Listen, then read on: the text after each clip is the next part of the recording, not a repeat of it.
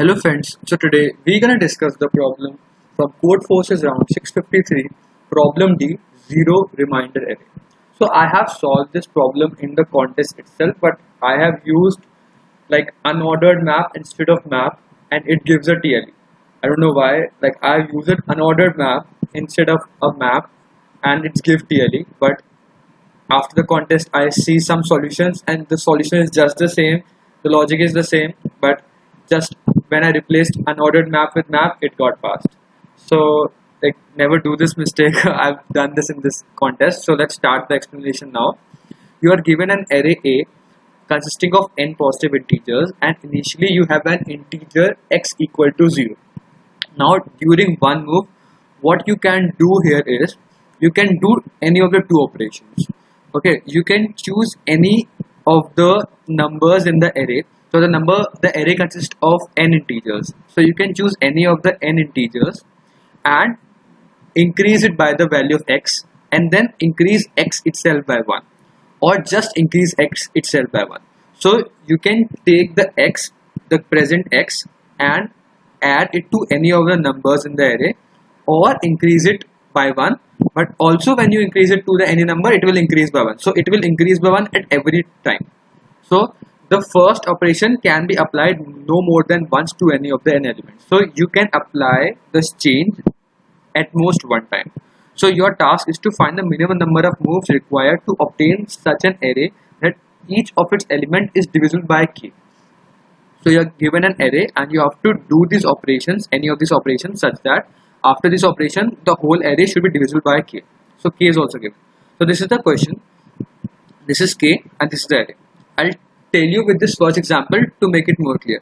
Also, as you can see, this is one example to see that if the numbers are all divisible by 10, as you can see, if the number are all divisible by this number, then you don't have to do any move, then you just have to output the answer.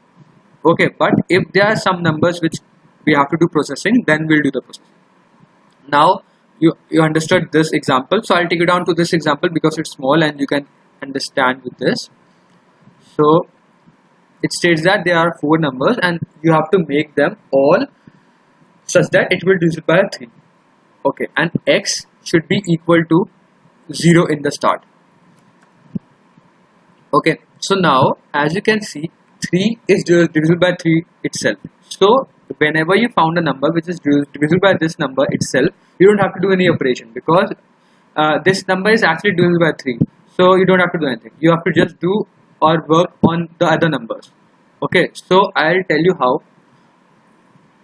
So first, see, if you want to make this number divisible by, like, let's assume like 3, then how much you have to add? You have to add like 2. So if you do a modulus of this with 3, then you get like 1, which means that it has one number among the total 3, and how much you have to add 2. In this, if you add 1 to it, then it will become a number which is divisible by 3. Or the next thing, so let's assume you add like 2 here. If you add 2 here, then you cannot add 2 here because let's assume x is equal to 0. I'll tell you down to how this moves actually. X is equal to 0. So you'll do nothing. Okay, now you make x equal to 1. Now if you add x equal to 1 at this point, this will become like this: 1, 3, 1, 3. And as soon as you increment this by 1 value, it will become equal to 2. Okay, now you can add this 2 to here and it will become like 3, 3, 1, 3, and it will become equal to 4. Now you cannot, sorry, it will become equal to 3. Now you cannot add 3 here because it will not get divisible by, like, it will not get divisible by 3. So how much number you have to add? You have to find out the next greater number. So what you can do here is, if you add, like, so the next greater number can be, the next greater number can be 6. The next multiple of 3, it's 3 and then 6. So if you want to make this number equal to 6, then you have to add 5 at this number, because this number should be equal to 5. So make this equal to 4, then equal to 5, and when now it becomes equal to 5, now you add this to this number, and as soon as you add this, it will become equal to 6. So how many operations you have done? This x value, which is equal to 6. So that's the answer. Okay, so now you'll ask me like, how can we do it brute force way?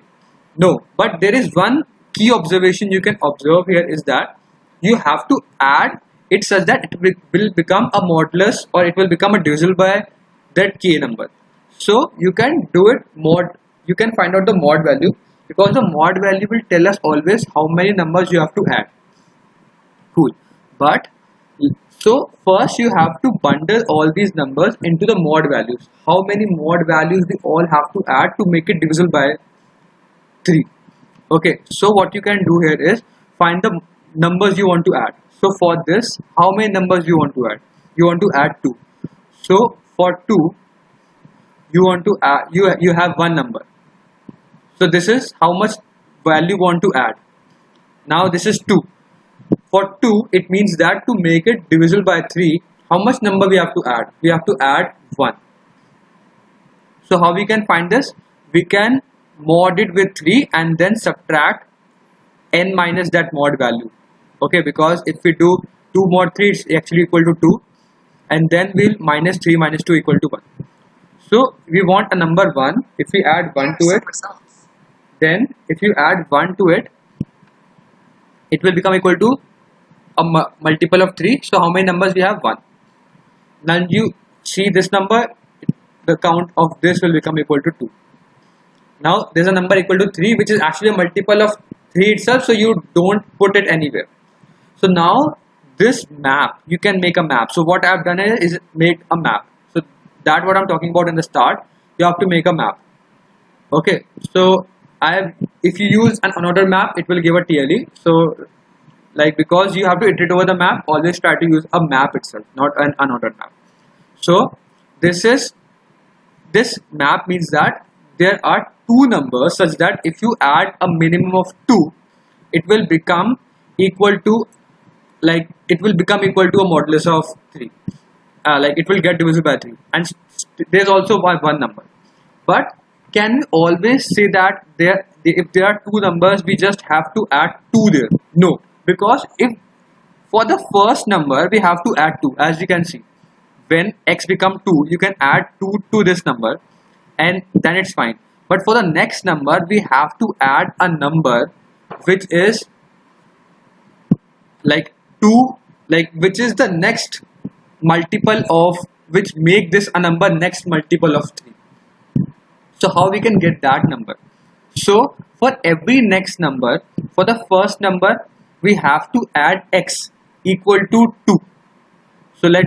So as you can see, for this number, for the first number, we have to add 2 here.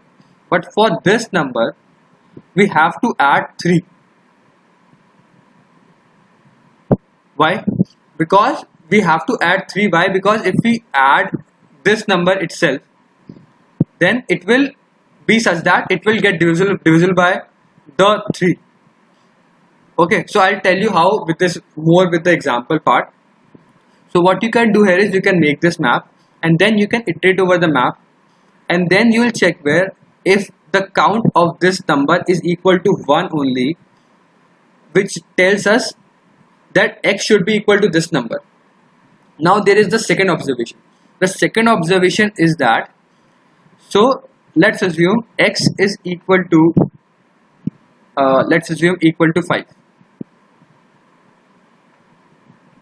Now if x is equal to 5 at this moment, then what we can observe here, that if there is some number which want x equal to 4 to get complete, by complete I mean that if it wants to get divisible by 3, it wants a number x such that when I add x to it, it will get divisible by 3.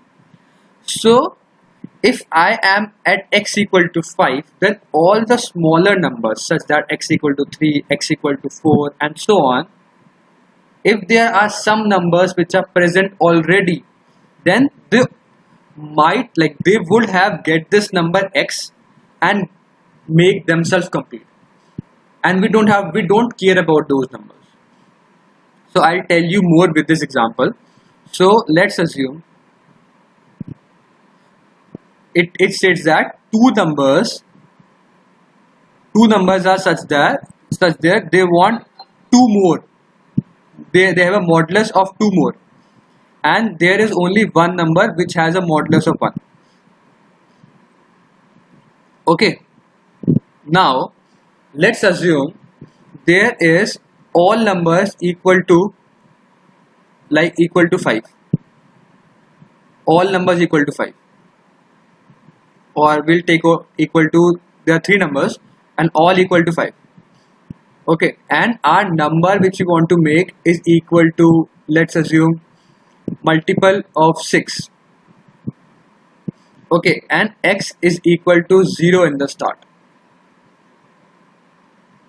So how much x should become such that it will get divisible by 6?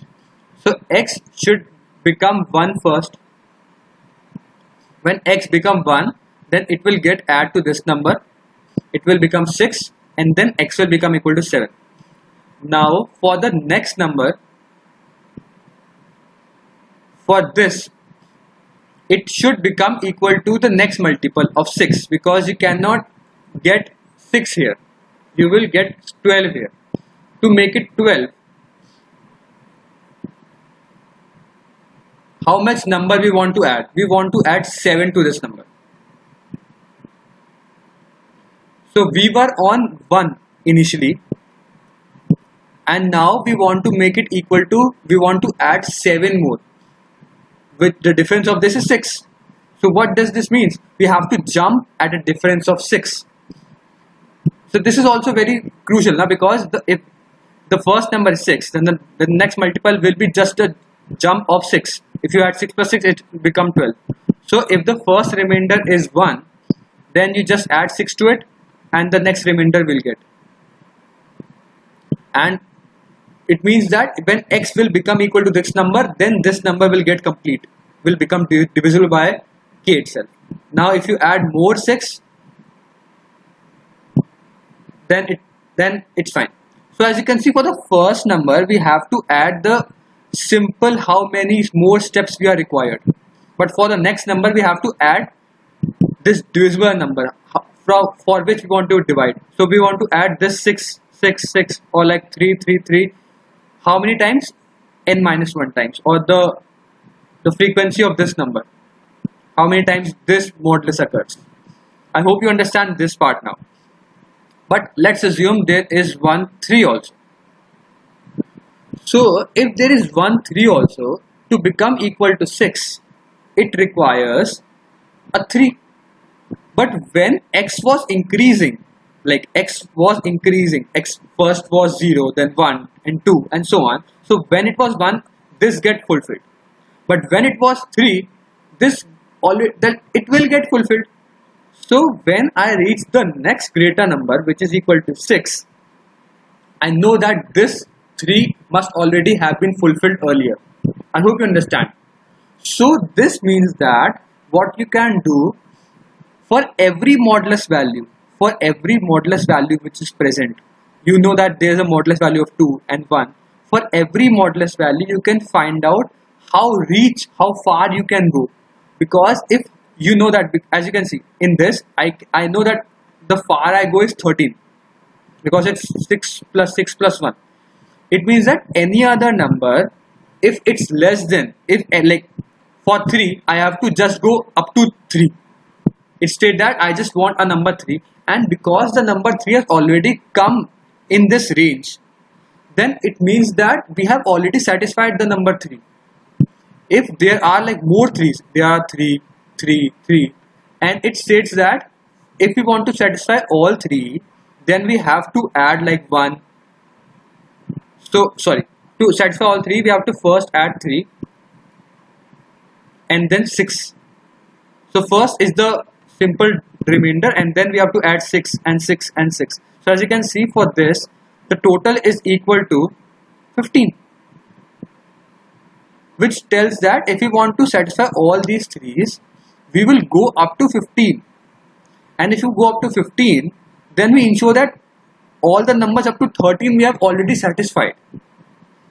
So we don't need to check for these numbers. Whenever we are on this position 1, 6, we have already satisfied these numbers. And for the maximum we have to go till 15. Why? Because we have to satisfy the last number. I hope you understand the logic part. For every number we have to find out its modulus, and we'll iterate over its numbers, and we'll check like how far we can go. So we have to find out the maximum far we can go among all the moduluses, and then that's the answer. It's just it's tricky. If you do it on a paper, you will get more understanding of this question. So let's move on to the code part to make it more clear. So you'll take the input of a map n and k, all the vector numbers, okay, and 0 also, like 0 means how many numbers are totally divisible by k. Take the input of the number itself, then find out the z value, okay, and if this modulus is divisible by k, then just add the 0 value, increment the 0 variable. Else what you can do, I have to first subtract this from k because it tells us how much more number we want, and then add it to the map. Then maximum is the maximum far we will go. If 0 is equal to n, it means that all numbers are divisible by this number, then the answer is just 0. Else what we'll do, we'll iterate over the map, okay, and what we'll do, if I dot first is equal to 0, then we don't do anything because they are already set. So map first value is the modulus value, and the second value is the frequency. So okay, so what we will do, z is the first value. So if I dot second minus 1 is greater than or equal to 1, okay, so what does this mean? Because the first value of the first value is equal to the modulus value, how much more we want. So it is just equal to I dot first. Okay, so how much, because as you can see, this series, which is 3 plus 4 plus 6, like 3 plus 6 plus 6, the first value is equal to 3, which means how much more value we want to add, which is just I dot first.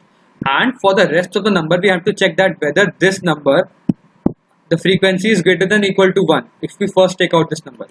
If I dot second minus 1 is greater than or equal to 1, if there are still more numbers, we have to add k for all those numbers, which I have told you. We have to add k for all those numbers. Okay, and then what we'll check, whether this z is the maximum far we have reached. If it's okay, we will return out maxi plus 1 because at every step x, or the value which we have gone for, increases, and because at the last point when we add the last number in our condition, the maximum far we have added, one more number will be added. Okay, because at every step whenever we add x, one number is added also. So when we add this x, one number will also get added. So that's the whole logic. If you write it on the paper, it will become more clear. Thank you for watching this video. If you still have any doubts, please mention now. I'll see you in the next one. Keep coding. Bye.